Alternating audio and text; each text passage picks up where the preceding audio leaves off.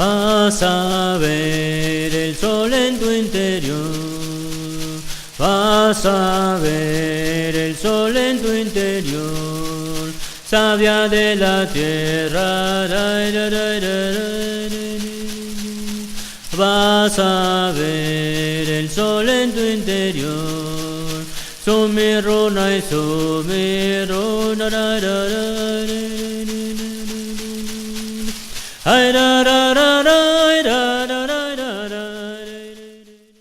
Naciente del agua brota, brota espíritu, nutre toda vida, dame amor y dame luz.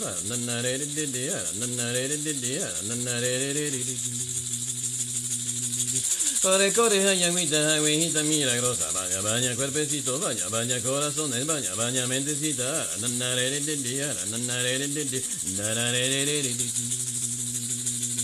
Ruta, ruta, cuerpecito, lleva, lleva los dolores, liberando corazones, espíritu, luz y vida.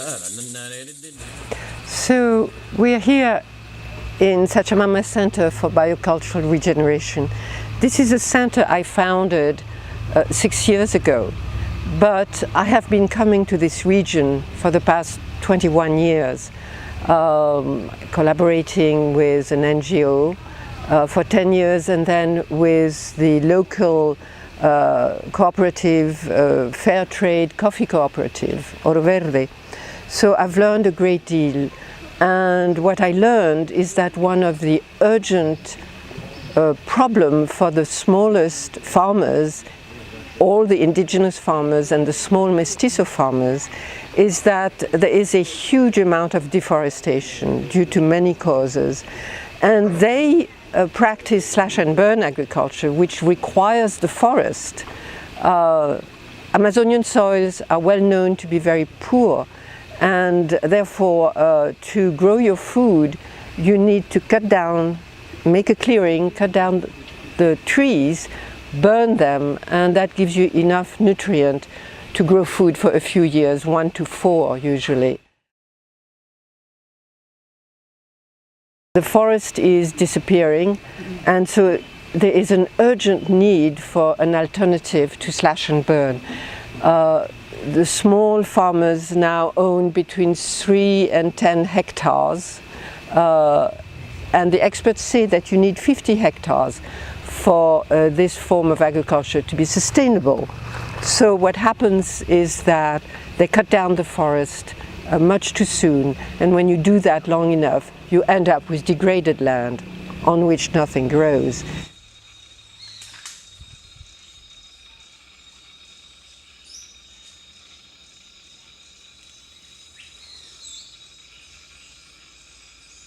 So this has been my challenge ever since I came here, and I was extremely excited and inspired when I read in Charles Mann 1491 New Discoveries about the America before Columbus, about a type of soil discovered by archaeologists more or less in the last 20 or so years throughout the lowlands, mostly in Brazil. All the research I have read subsequently shows that this anthropogenic soil made by the pre-Columbian Amerindians, being extremely fertile, gave rise to a complex and very populous civilization. These findings have revolutionized our knowledge of Amazonia. The latest archaeological finds tell us that civilization with large cities, ceremonial complexes, and the earliest ceramics in the Americas arose in the low Amazon. The oldest layers of this soil, known as Amazonian dark earth, have been dated to be 8,500 years old and continues to be fertile today. So it is recognized as the most sustainable soil in the world.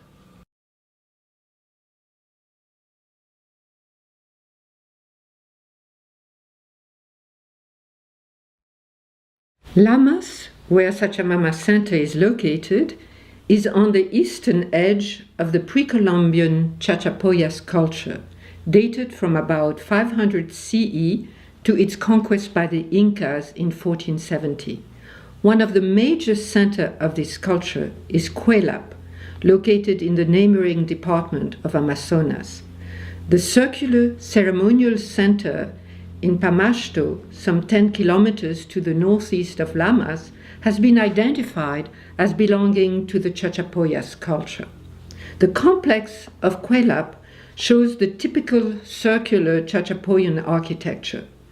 Dr. Alfredo Narvaez, in charge of excavations in Cuelap, after visiting Sachamama's center and seeing our recreated Amazonian dark earth, told me he had seen it in the terraced fields surrounding Cuelap. ¿Cuál es tu nombre?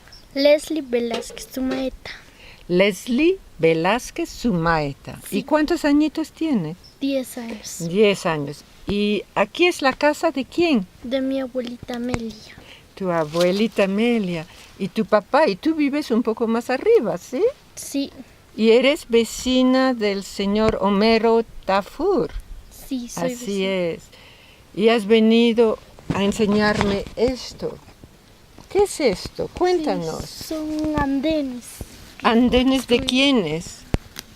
de los antepasados. De los antepasados. ¿De la gente que construyeron a la fortaleza de Cuelap? Sí, Ellos. Ajá.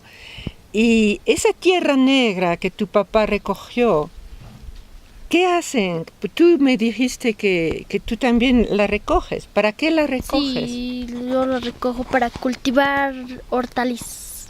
Hortaliza. Sí, ¿Y por mi qué? huerta. ¿Y por qué lo...? Porque da mucho mejor así.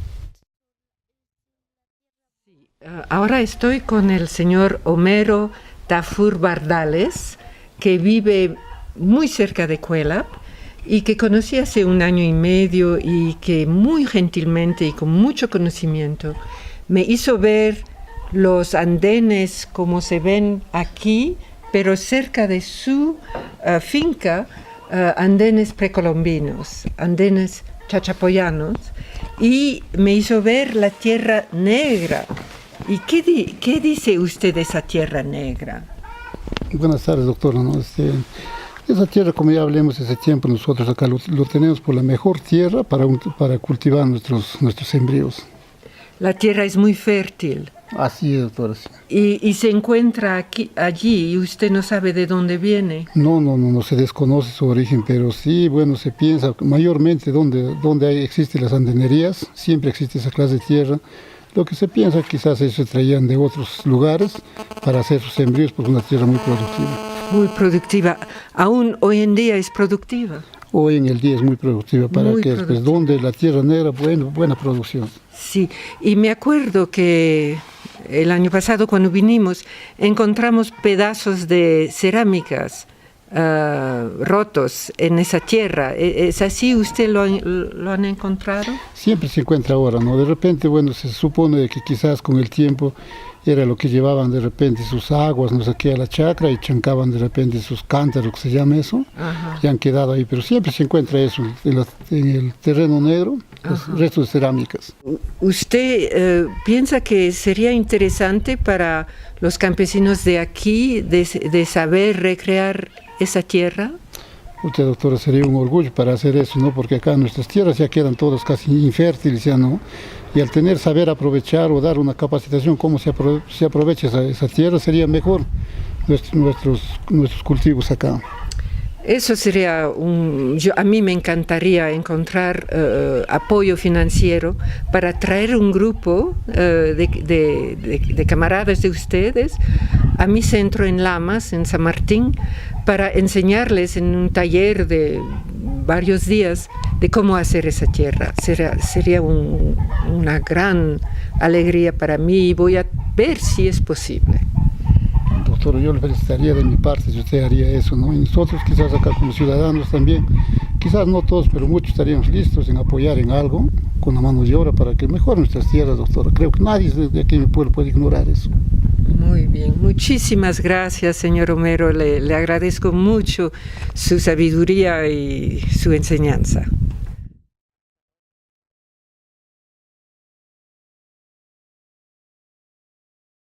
And it has an ingredient, a miraculous ingredient called biochar, which is a type of charcoal made without oxygen that never decomposes in the soil, is porous, and nutrients attach to it forever, essentially.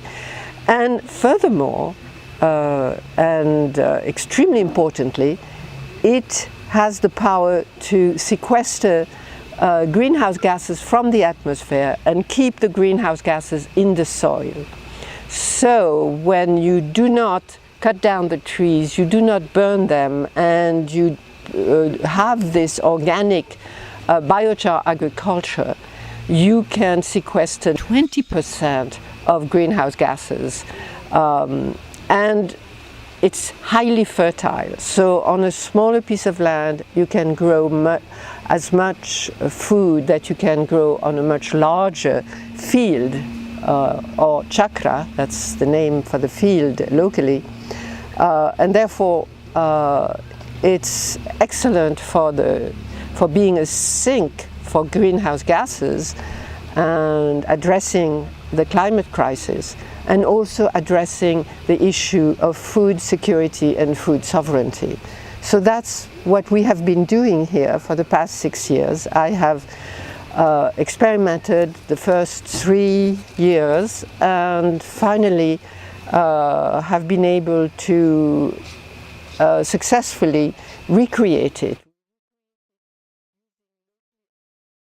We recreate it using locally available ingredients for the bulk of the earth that are freely available. Bagazo es perfecto para hacer yanachpa porque tiene nitrógeno, y ese en particular, pues es muy viejo, muy podrido, es el mejor que conocemos. Por eso es que siempre venimos, y mi amigo Manuel Corral, que es su Fundo Santa Flor, bien conocido en la región, muy generosamente nos los regala. Because this type of agriculture should be free for the smallest farmers who are rich in many things but not rich in cash. So we will, through the documentary, we will show how we do this. Nosotros hacemos biochar con cáscara de coco. El bidón se llena completamente para tener un mínimo de oxígeno. El proceso para hacer biochar es llamado pirólisis. La leña que recogemos son de ramas caídas de los árboles, y también utilizamos un fruto de una palmera llamada chapaja. La carbonización dura aproximadamente 1 hora. Luego se deja enfriar 3 horas más antes de abrir. Cuando se abre y entra el oxígeno, el carbón empieza a arder. Lo apagamos con microorganismos líquidos. To start making the yanachpa, or black earth in Quechua, we start by weighing all of the ingredients. We weigh the ingredients to have the correct proportion of yanachpa to biochar. Once everything is weighed, we begin making the pile, adding layer by layer of cow manure, a local nut called sacha inchik, prepared compost, crushed and rotted sugarcane, adding between each layer liquid microorganisms, and crushed biochar. Once all of the ingredients are added to the pile, we leave the yanachpa to ferment for about 30 days. Here we have microorganisms that we collected from the forest. They're being fermented aerobically and in the sealed bucket anaerobically. Raw cane sugar water, or chankaka, is being added to act as food for the microorganisms. Next, eggshells are added to provide calcium. Whey is then mixed in, since it contains lactobacillus, which attacks pathogenic organisms. The blue bag contains rice polishings, which will act as further food for the fermenting microorganisms. And then the orange bag contains the fermented organisms. Then we close this container hermetically to let it ferment for a few weeks. Es la primera vez que lo abrimos y necesitamos ahorita abrirlo para medir la temperatura, el parámetro de pH, de acuerdo a la receta que nos dio la la ingeniera Karina Takahashi. Ok, luego de haberse mantenido casi por lo menos 3 semanas en un estado anaeróbico, se va a proceder a medir el pH para ver si cumple con los límites permisibles para que este biol ya pueda ser usado en campo.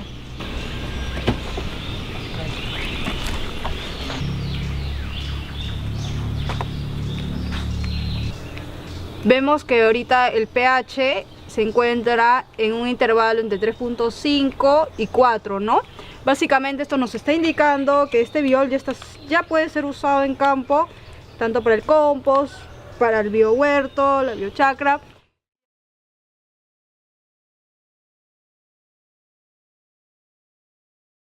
We work with several native communities, that is, indigenous communities legally recognized as such, and also with the local school board, and we work with 5 high schools and 3 primary schools.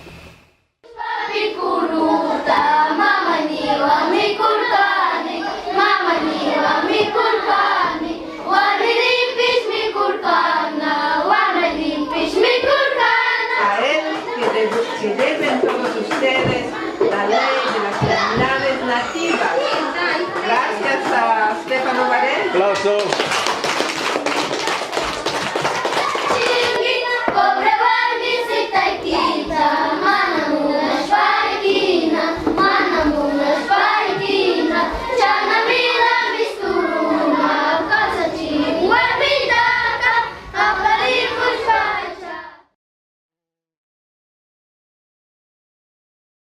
So I offer learning experiential internships in the summer, 6 weeks long, for undergraduate and also MA students who are interested in environmental issue, indigenous culture and indigenous spirituality. So with them we are learning about how to recreate this earth. We stay in a native communities for a few days.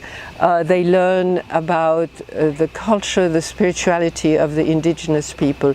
They learn about the agriculture. They learn about the ecological issue locally. And they also learn another, basically another approach to thinking about nature and its relationship to culture, and they learn to relate to earth beings. Estamos aquí con don Emilio Tapujima Pachanase de la comunidad nativa de Ixuxuyacu, y estamos en su chacra en el monte, es muy cerca de Lamas. Y hemos venido con mis estudiantes para que ellos, que vienen de Estados Unidos, mayormente una viene de Canadá, que allí no se practica la agricultura itinerante de rosa, tumba y quema, porque no es tropical. Y para eso hemos venido a hablar con el abuelo don Emilio. También gracias a los estudiantes, cualquier momento si ustedes pueden venir acá directamente, acá estamos. Con los brazos abiertos esperamos, nosotros nunca vamos a decir que no vengan, que más bien que lleguen más los estudiantes para enseñarles algo de la agricultura nosotros. I've found a lot of connecting points between what we're doing here and my experience back in Wisconsin, and it's been extremely beneficial to compare those points. And I've found that being here has allowed me to develop new perspectives and ideas on how to implement some of these perspectives as I return to Wisconsin, specifically providing a more holistic and subtle understanding of our connection with the land as humans and with other than human and non-human forces.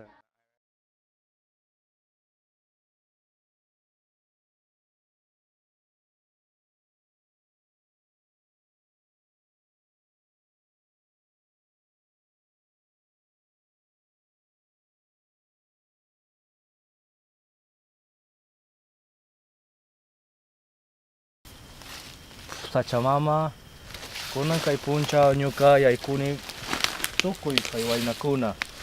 Maipin, Shamuni pusha tukuiwaikuna, Achpenipa, Ashwa mikunampa. Chairaiku, Shunginimanta pacha, Uasikipi yaikuni. Todos, en esta mañana estamos reunidos para pedir permiso a nuestra Sachamama para ingresar y recolectar los microorganismos del monte, que estos nos van a servir para nuestra buena producción, para mejorar la producción, la cosecha, y para eso te pedimos permiso para ingresar. Gracias.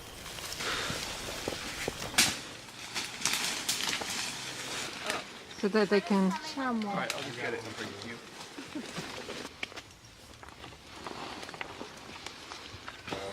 Anya in Arrested Development.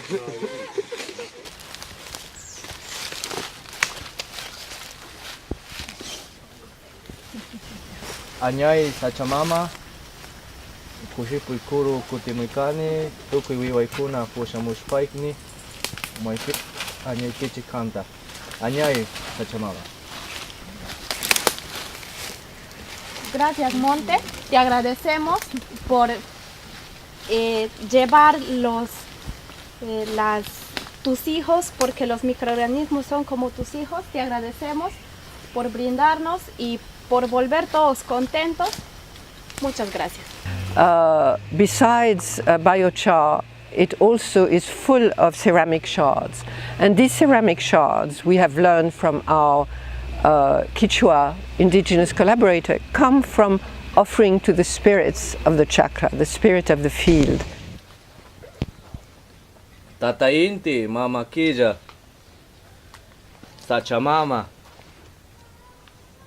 Kayajpanyuka, Karani Aswainita, Kushiko Ipuru Kani Kan, Maipin Kaiwan, Kawan Yuka Kausani, Maipin Tukui, Anyekichi, Kaiwainakuna, Shamunampa, Kawak, Imanami, Nyukanchikuna, Karanisapa.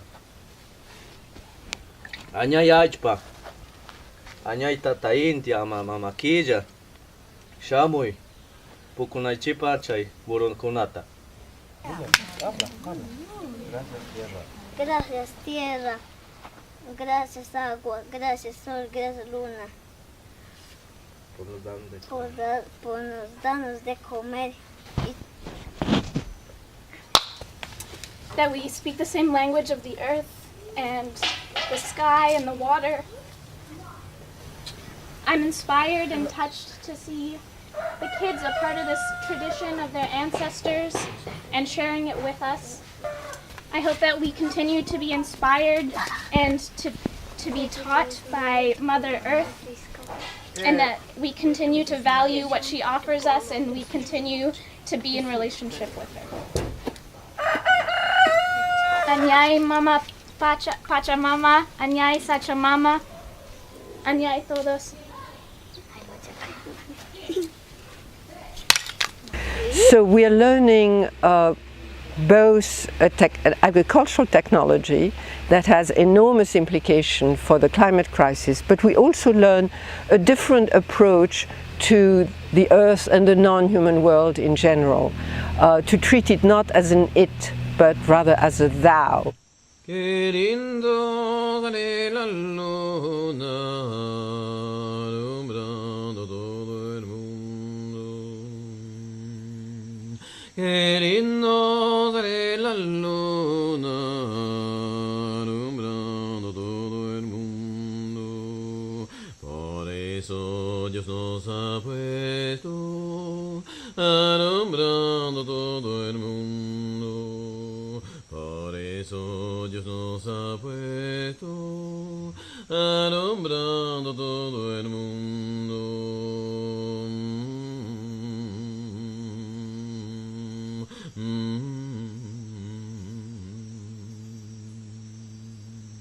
Estrellita y con nada que alumbra mi camino.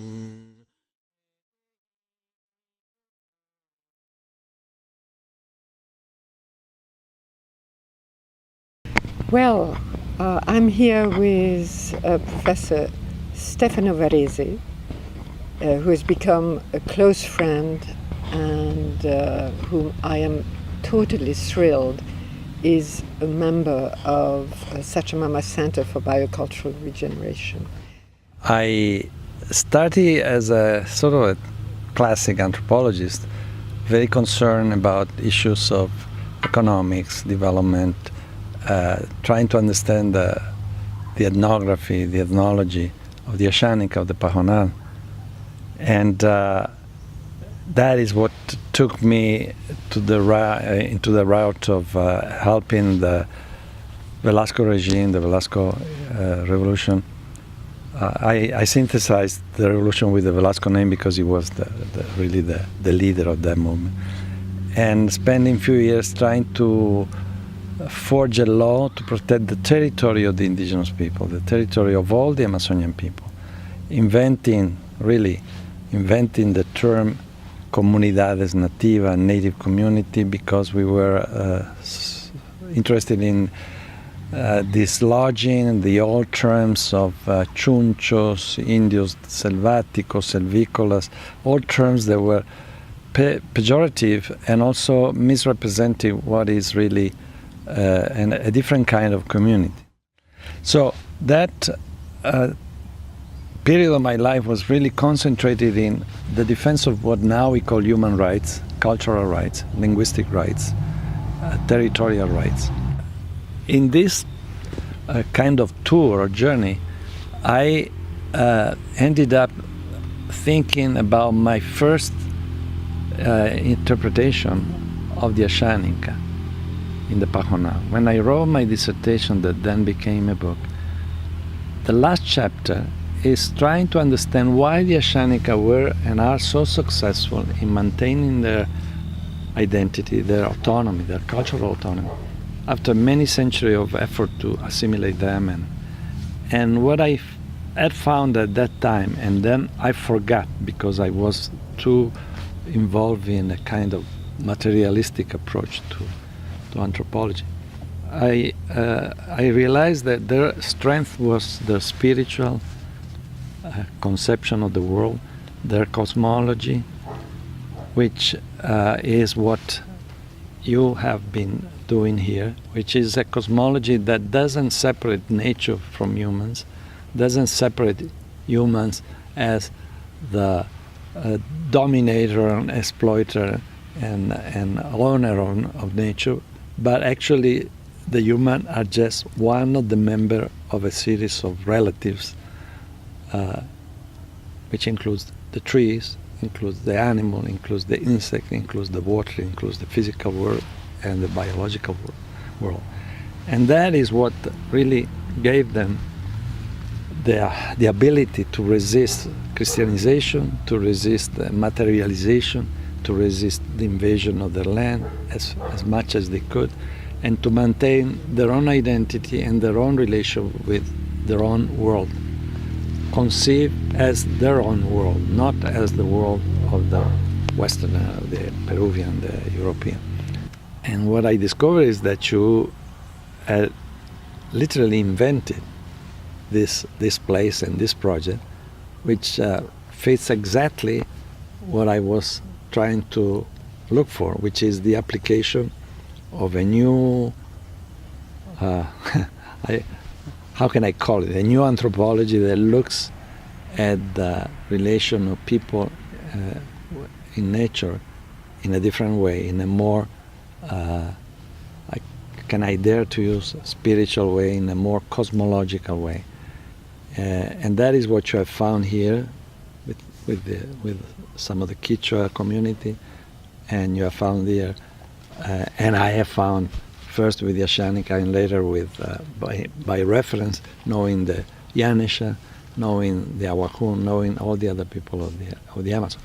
That is to say, finally we are in a position to say what these people have done for millennia is really be part of nature and not separate themselves from nature, and respect nature and respect the power and the intelligence of nature. The world as intelligent, nature as intelligent. nature has even emotion. Nature suffers. Nature is joyful. Animals have feelings and sentiment. And the indigenous people for millennia knew this. Some of them have given up on this cosmology. Some of them, as we well know, are more attracted by modernity and consumer goods and things like that, and money, than others. But there are still plenty of them that belongs to that kind of ontology. They are immersed in nature, not as separate members of nature, but as part of the relatives that we are all of us. So that I found it here.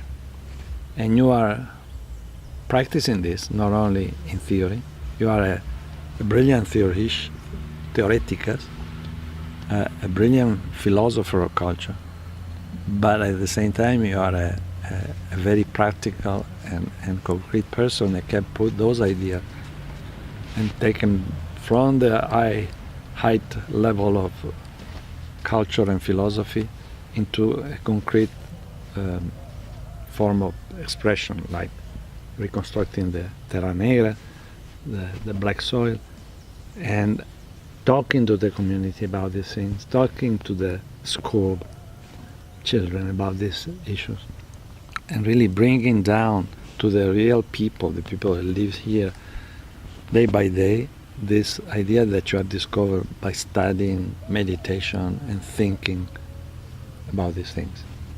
So I'm here to learn. I'm here to teach few things that I still know, and I'm here to, how can I say, to renew myself in my knowledge and in my feelings about being in the world and being part of the world, not separate from the world, but being in the world.